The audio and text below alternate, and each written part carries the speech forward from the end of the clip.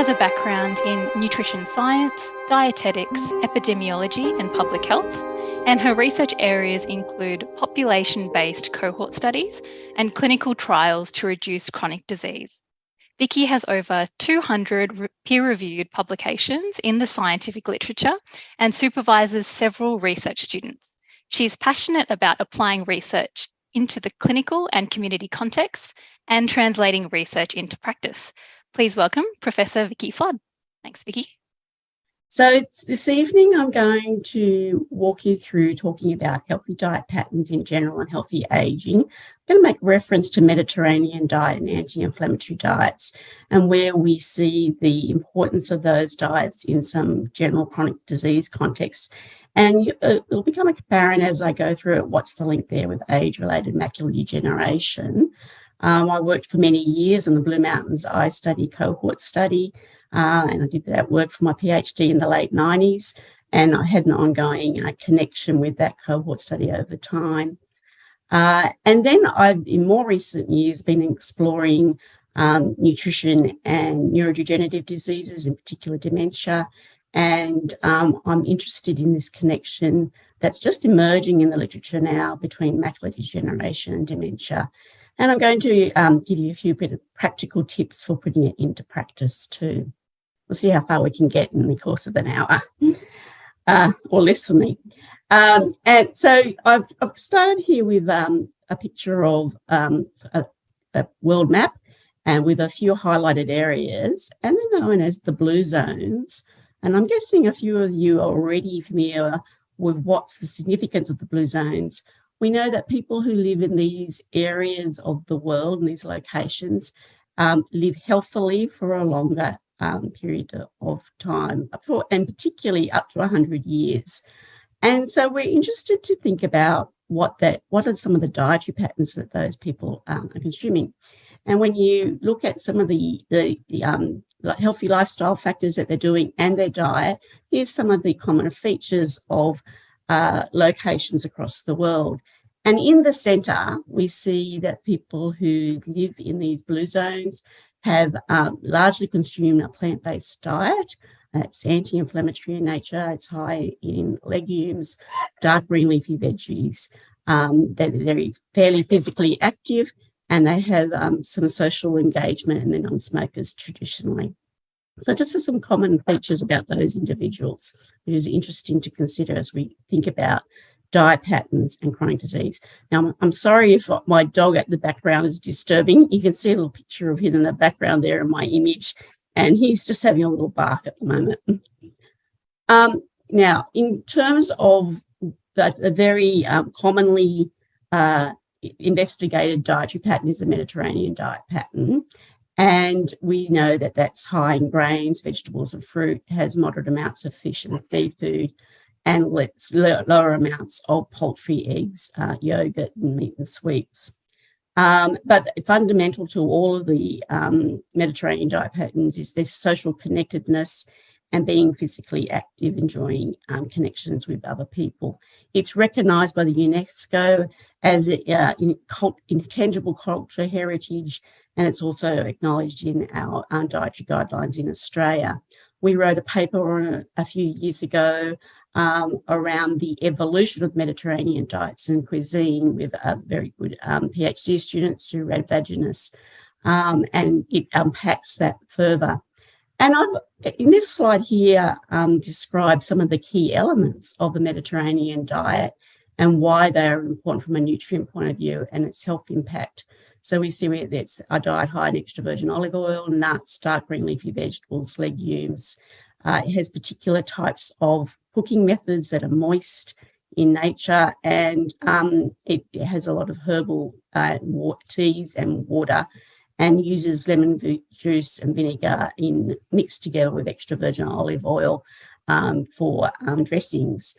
And that combination of factors, as you can see described there, are very important from a point of view of nutrient content, but also have impacts in terms of health. And I'm not going to go into all the details of those right now, but we'll see how that emerges in relation to macular degeneration and other chronic diseases as I go through this further.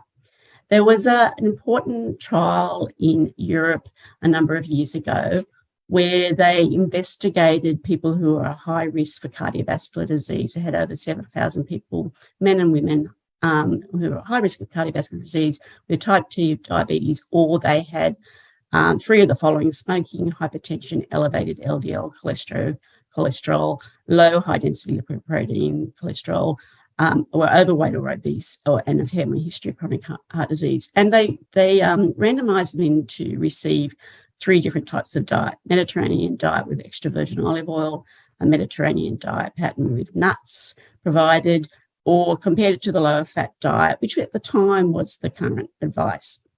There was no energy restriction or no calorie restriction, and no particular information around physical activity in this intervention. Then they followed them up over time. And over time, they found, this is the control diet in the top line here, and the Mediterranean diet with the nuts and the Mediterranean diet with the extra virgin olive oil, they found that there was a reduced cumulative incidence for myocardial infarction, for cardiovascular disease events. So heart attack, stroke, or death from cardiovascular disease. And that was significantly different to the control diet of the low-fat diet. And that was published in New England Journal of Medicine a few years ago, 2018. There was a spin-off study from that work that investigated dementia risk and cognitive function. And so in a subset of that same trial, we saw that in those three RCTs with the smaller numbers were people who received the Mediterranean diet with extra virgin olive oil and nuts had improved cognitive function. They're in the lighter coloured bars compared to those who were in the low-fat diet. So we see consistently occurring that the Mediterranean diet was protective in cognitive function scores over time. At a time when people are aging, when there's usually some reduction in their cognitive function scores. And that was a very well-run randomised controlled trial over a period of time. Now, similar to the map I showed you previously, there's increasing interest in anti-inflammatory diets. And here's a map of the world again with examples of where there are anti-inflammatory diets and some of the common features of them. And I guess I wanted to show here, there's some common elements to what of the locations that I showed you previously, but it's looking at it from a point of view of inflammation. What are the types of foods that are pro-inflammatory, and what are the types of foods that are anti-inflammatory? And we see this Western diet pattern that is pro-inflammatory versus the anti-inflammatory diets that are high in olive oil, fruit, nuts, legumes, fish, and seafoods. And this is being measured by assessing inflammatory markers and a variety of health outcomes in relation to anti-inflammatory diet. So it's this Mediterranean diet is an example of an anti-inflammatory diet. So we know there's a strong relationship between chronic disease, diabetes, vascular health, and cognition, and inflammation, insulin resistance, hyperglycemia are some of the mechanisms in relation to that relationship. Now, in terms of macular degeneration, I spent a bit of time introducing, the healthy diet patterns and other chronic disease, but we know that people who have early AMD or more advanced late macular degeneration, they're at a higher risk for cardiovascular disease mortality, so much higher risk. So this was from our Blue Mountains Eye study data, which I'll share more information about the Blue Mountains Eye study cohort in a moment. But just briefly, those people who had early macular degeneration had 2.3 times the risk of cardiovascular disease mortality. Those people who had late macular degeneration were 5.5 times the risk of cardiovascular mortality. And those people with late macular degeneration had 10 times the risk of cardiovascular stroke mortality. And so there's an important relationship between our vascular health and our eye health. And coming back to this point about inflammation in the diet, why that might be important for our health and our brain function and our vascular function overall, there's a range of different theories around that that's still being investigated. But the view is that overall inflammation and from a pro-inflammatory diet increases our T cell response, increases cytokines, increases the high sensitive C-reactive protein. And so we see that, we can measure that from the blood. And of course, an anti-inflammatory diet. We have a healthy gut, we have low toxins, it's increased fiber intake, and we suppress inflammatory markers, suppress tumor necrosis factor. And I'll explain the importance of that in this next little study I'm going to talk about. This was a study that was conducted among guinea pigs, just as a way of example of some of the scientific mechanisms behind this. And in this study, they gave the guinea pigs a high saturated fat diet to induce hypercholesteremia and poor liver function and poor eye function too. And then in half the guinea pigs, they gave them a high dose of lutein. And we see lutein as a carotenoid that's in dark green leafy vegetables. And the group that received the lutein had improved inflammatory markers that are found in the eye and the liver. And here's an example of the pro-inflammatory cytokines that we see. So reduced inflammatory marker of tumor necrosis factor and the other, the interleukin cytokine there. So, and we see that this had an effect on improving the function of both their liver and their eye health in these guinea pigs. So guinea pigs were an interesting group of animals to study in relation to this, because they have some similar needs for lutein as we see in the human body as well. And so we're increasingly becoming interested in the elements that work together in relation to our brain health and our overall vascular health, but it affects liver and eye as well. So now I come to the Blue Mountains Eye Study, which I conducted my PhD with Blue Mountains Eye Study in the late 90s, in around the second wave of data collection. This was first studied in the early 90s, to 92 to 94 was the first cohort that we investigated the people living in the Blue Mountains, and 5 years later we investigated them again, and for 2 other subsequent periods. And it has a large group of investigators in the study group, and I'd like to acknowledge my co-investigators here. This was led by Professor Paul Mitchell, the ophthalmologist Professor Paul Mitchell, and others. So this is a really important research translation story. This picture here of the 3 sisters in front of the 3 sisters. It was based on a population-based cohort study of people aged 49 years and over, and it was very comprehensively recruited from the 2 postcoded areas in the Blue Mountains. As I said, the baseline study was 92 to 94. It's over 3,500 people in that baseline study period, and then we tested them each subsequently 5 years. The population that were predominantly Caucasian, but for that location, it was representative of that population. We assessed their diet with a food frequency questionnaire, and we had detailed dietary estimates of their diet in approximately 80% of those that we had clinical examinations with. And that was maintained fairly much throughout the period of the subsequent investigations. Of course, in age-related macular degeneration, which many of you would be very familiar with, affects the macula, the central part of the retina, affects 1 in 7 people aged over 50 in Australia, and leading cause of blindness, particularly in relation to late macular degeneration, if it's progressive. And here's a picture of a healthy retina versus an unhealthy retina. It can take a form of a dry or a wet form, becoming quite sudden vision loss in some instances, and affects people's central vision. You would be familiar that there are many well-known risk factors in relation to macular degeneration, and I'm, of course, concentrating on the diet element in relation to that today. But just to put that into a little bit of context in relation to smoking, I think I just deserve a quick mention here because it's such an important modifiable risk factor. And we know that the toxic compounds in cigarette smoking increases the oxidative damage to the retina. affects the epithelium, somewhat like in any vascular effect that the toxic compounds of cigarette smoking has. So it's really important that we encourage smoking cessation among people who have macular degeneration, and in order to reduce risk overall. But it is important to note that people who have had a history of smoking, and current smokers, past smokers, that they should avoid taking high-dose beta-carotene supplements, and that become clear why that's important as I talk further.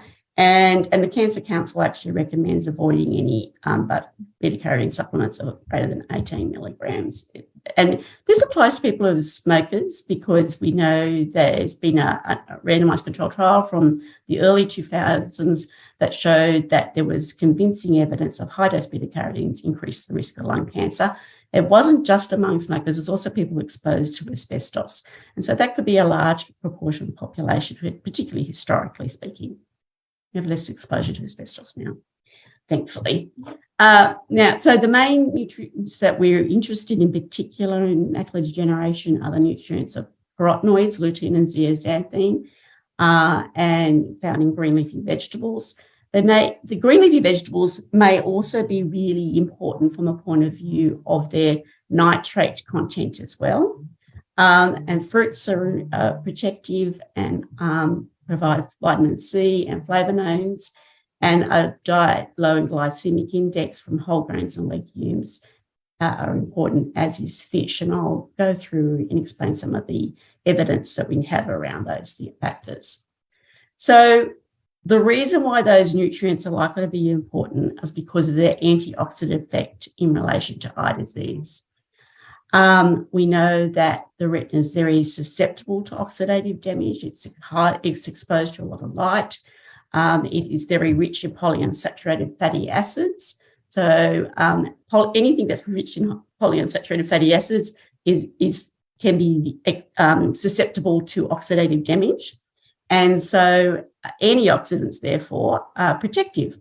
And so it helps to keep the cell functioning well. That combination of you've got a milieu, you've got an environment of high polyunsaturated fatty acids that are needed for good health of the macula, and that combination with the antioxidants from the vitamins that I've just talked about is very important.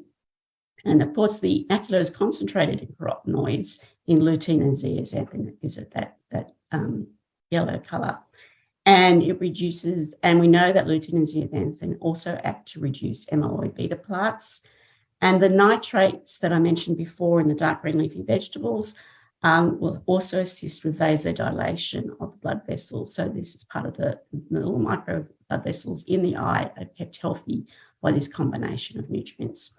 Zinc, as you're probably aware, that it's also found in a supplement that was tested in the big randomized control trial in the US, which I'll talk about further in a moment.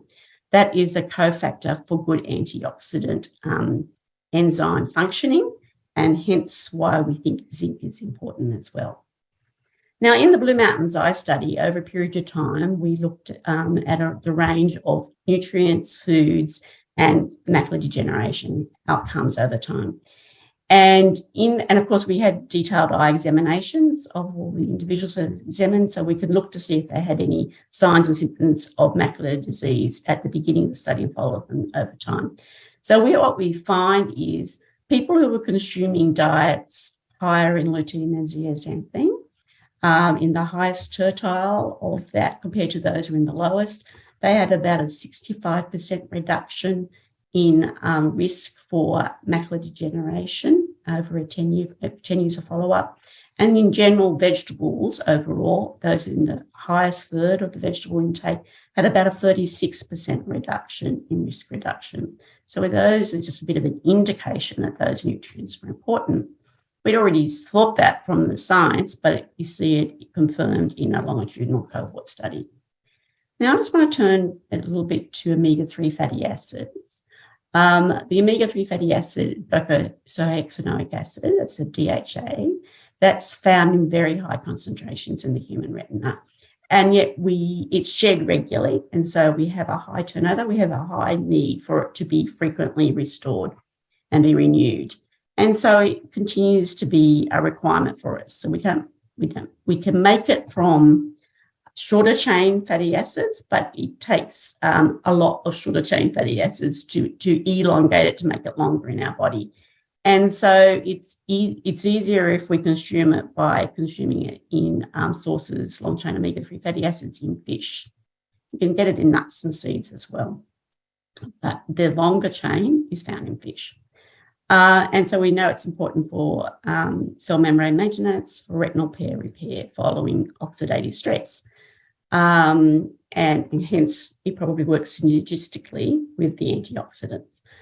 And we do also know from other vascular health that omega-3 polyunsaturated fatty acids are important for reducing risk for plaque development and for blood clots. Again, keeping the blood supply and the blood vessels healthy in the retina. So in our study, in Blue Mountains Eye study, we found at 5 years, initially we investigated the fish consumption that people were consuming. And we found those people who had a regular fish consumption had about a 40% reduced risk for early AMD.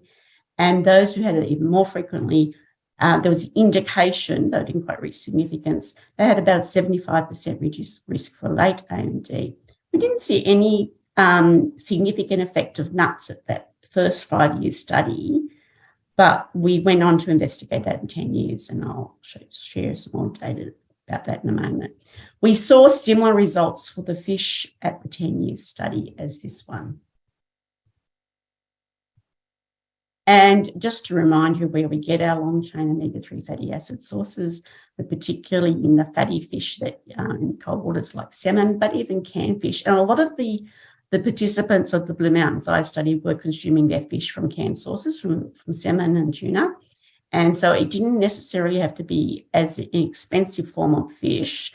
And that was convenient for the older residents too, because they can store that, they can buy that in the supermarket easily at a reasonably economically, and they can store it in their cupboard and consume it that way. So a lot of them were consuming their fish that way. But you can see the concentration of long-chain omega-3 fatty acids does drop off. But if you were regularly eating, say, even canned tuna, that you would be able to get a satisfactory amount of long-chain omega-3 fatty acids. I just show here a couple of other items that have long-chain omega-3 fatty acids in them.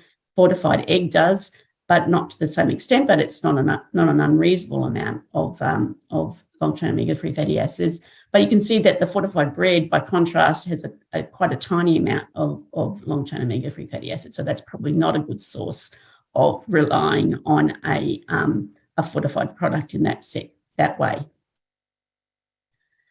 So now just going back to the nuts story, when we investigated the nuts intake and 10-year incident AMD in the Blue Mountains Eye study, we found that those people who were regularly having nuts around 1 to 2 serves a week had a 35% reduced risk overall of early AMD. And it seemed to be particularly important for regular consumption of nuts for reducing their risk for drusen and other pigment abnormalities. So we saw this protective effect. Now, of course, around the same time as we were doing this work in our longitudinal cohort study, there was a couple of other significant cohort studies going on in the world, Rotterdam Eye Study and the Beaver Dam Eye Study. This randomized clinical trial was occurring in the US, known as the AREDS one. And they recruited people who already had macular degeneration. Macular AMD. And they were aged 55 to 80 years, about 3,500 people they recruited, and they randomized them to receive different combinations of supplements. So the supplements were either a placebo or the antioxidant combination there, vitamin C, beta carotene, vitamin E, and zinc, or the combination or zinc only, or the combination of antioxidants and zinc. And those who received the combination of antioxidants and zinc, this is measuring progression of the disease here, so people who had AMD categories 1 to 2, progressing to 3 and 4, they were less likely to progress compared to those who received the placebo, to the later, more progressed forms of the disease, if they received this supplement combination. And the most protective, all of them were protective of the supplement combinations, but the most protective was the combination of antioxidants and zinc. But remember what I said at the beginning about the work that was being done on clinical trials and cancer risk. And this work was being published around the same time as the AREDS-1 work was occurring. So at the time when they first started this study, they didn't know about that cancer risk. And then that subsequently came out in other research that was occurring. And so now we're very cautious, even though that doesn't reach 18 milligrams, we are still very cautious that that's a fairly high dose when you consider how much a recommended dietary intake is, which I've shown there in brackets. So that was a concern around that formulation. Otherwise, it was quite protective in relation to slowing progression of the disease. And we, meanwhile, had published lutein and zeaxanthin results and our vegetable results. Others had published something similar. The work that we'd done on long-chain omega-3 fatty acids was already also published in our cohort study. So then they wanted to investigate, well, maybe the carotenoids needed a further investigation. So they did an AREDS-2 study where they looked specifically at lutein and zeaxanthin, those carotenoids found in dark green leafy vegetables, and they looked at a combination of different types of fatty acids, long-chain omega-3 fatty acids. They used both DHA and EPA with the emphasis on EPA. It's a fairly complicated design because they were aware that they had some people that already knew that there was a protective effect from the AREDS-1 formulation. So it meant for complexity in the design, but they had some groups who received no beta-carotene, and there was two groups like that, and they specifically looked out for people who were smokers to make sure that they didn't have the high dose beta-carotene. And then they followed them up over a period of time and looked to see what the results were. Now, it's interesting. This is a complicated design because it's layered with the fact that they're already receiving what we know would be protective. Now, I'm just going to show you one table from this results. This is the people who had either had a combination of lutein and zeaxanthin compared to those who had no lutein and zeaxanthin. So that's the treatment group received lutein and zeaxanthin compared to the control group of those who didn't. And what they did differently in AREDS-2 that they hadn't done the first time around, they accounted for or they investigated what people were consuming naturally in their diet as well. And I think this was a really important step that they took. And they found that people who had a really low background dietary intake, so see that quintile 1 in that first line there, those people, if you look at that red circle there, those people who had the treatment with lutein and zeaxanthin in the combination with a low background diet of lutein and zeaxanthin, so in other words, they're not eating very healthily, they had a protective effect. It reduced their likelihood of more advanced progression of age-related macular degeneration. But it didn't have an effect if they were already having quite a bit of lutein and zeaxanthin in their diet. So it was only in the people who had in the lowest fifth of the background dietary intake that was protective. So that was a really important sort of piece of work that they showed. And it was consistent with what we were seeing in the longitudinal cohort studies, which, of course, is not giving people a supplement, but we're watching what they're doing over time. So that AREDS-2 formulation contained 10 milligrams of lutein, 2 milligrams of zeaxanthin, the vitamin C and the E. We got rid of the beta-carotene out of that, and that's the new AREDS-2 formulation that is recommended. But you'll still see some formulations with the beta-carotene, and it just needs to be aware of the other risks. I just want to show you in this slide here that the carotenoids of lutein and zeaxanthin, this is their formulaic structure, and they're quite similar, as you can see. They're sort of isomers of each other. But you see when you could compare it to the formula structure of beta-carotene, it's fairly similar in look. And there is a bit of thought that it's not been confirmed, but it's been suggested in some animal studies that there may be some competition in the tissue between beta carotene and lutein and zeaxanthin, but that's still to be further investigated. I also want to point out from this piece of work that we published back in the early 2000s with a very good master's student, that while lutein and zeaxanthin is very rich and high in things like silver beet and the dark green leafy vegetables, we actually get a lot of our lutein and zeaxanthin from more commonly consumed foods like broccoli and green beans, because they were more frequently consumed in our population group. So while they're not as concentrated, there's still good sources of it. So just to bear that in mind. So we then subsequently did some work of looking at how do we practically get that lutein and zeaxanthin in a diet, given that, you've got both the Blue Mountains Eye study, a longitudinal cohort study showing it's good for us.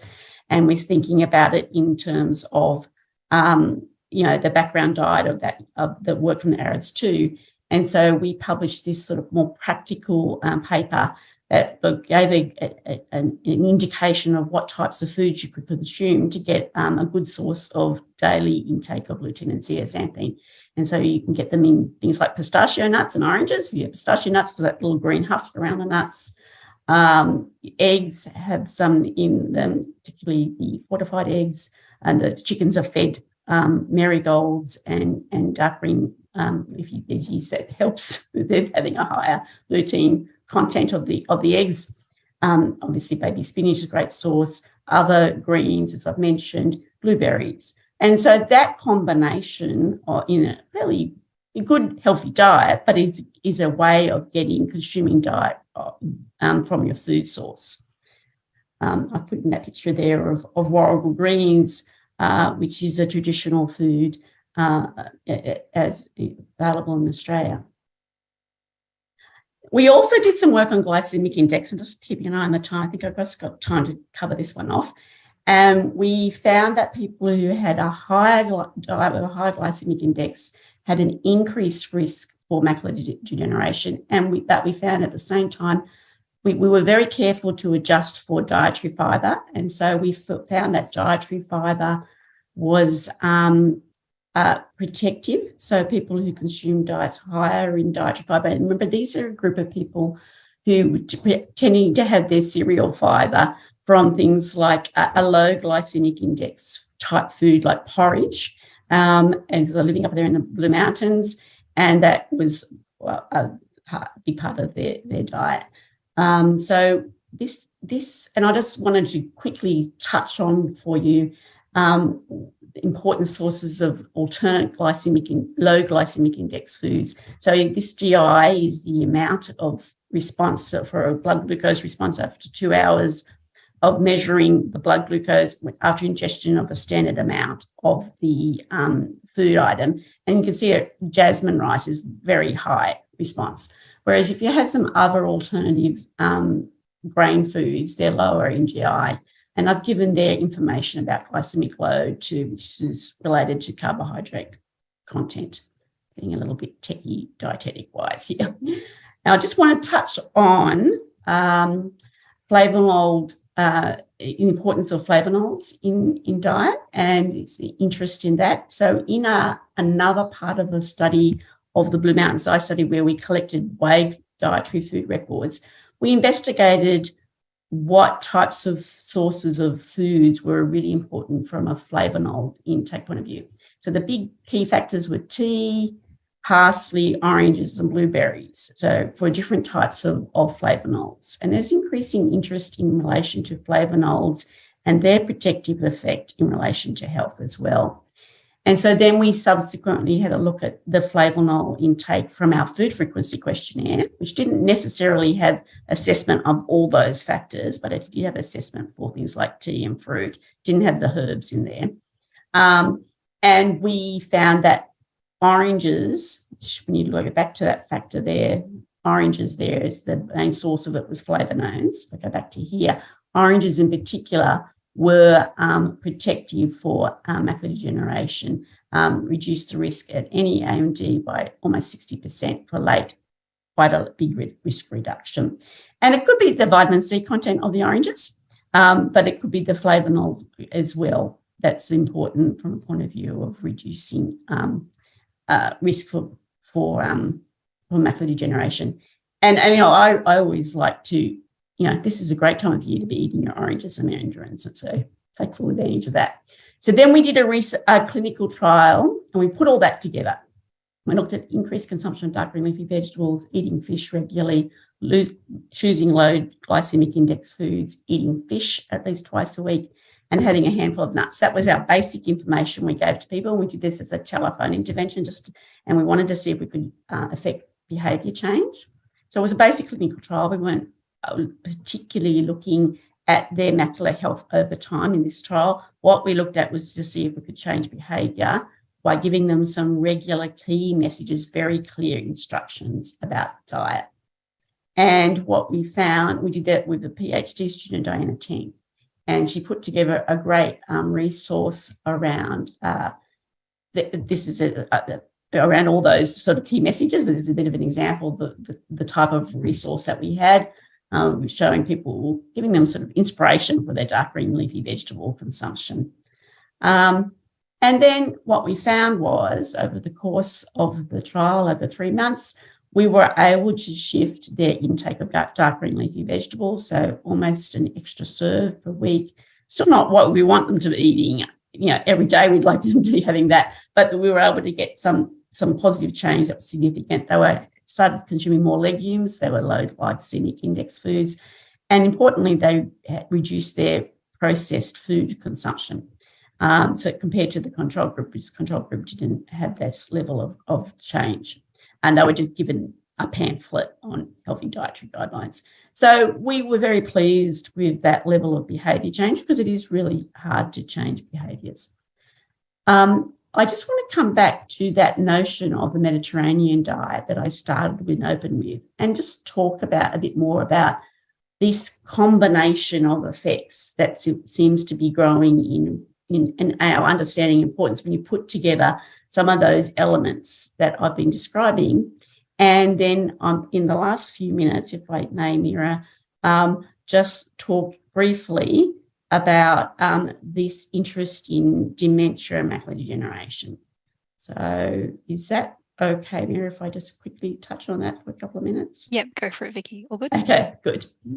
Okay, so there was a study that was published that came out of Taiwan, a very large study of looking at that followed over 10,000 participants, looking at macular degeneration and the risk for dementia, in particular Alzheimer's disease. And it wasn't a big risk increase, but I think at a population level, this is a big risk. They found that people who had macular degeneration were increased risk for Alzheimer's disease of 1.2 times, taking into account a number of various compounding factors. And this was just presented here in a Kaplan-Meier plot, where people who had macular lesions in the dotted line had this cumulative incidence of Alzheimer's disease.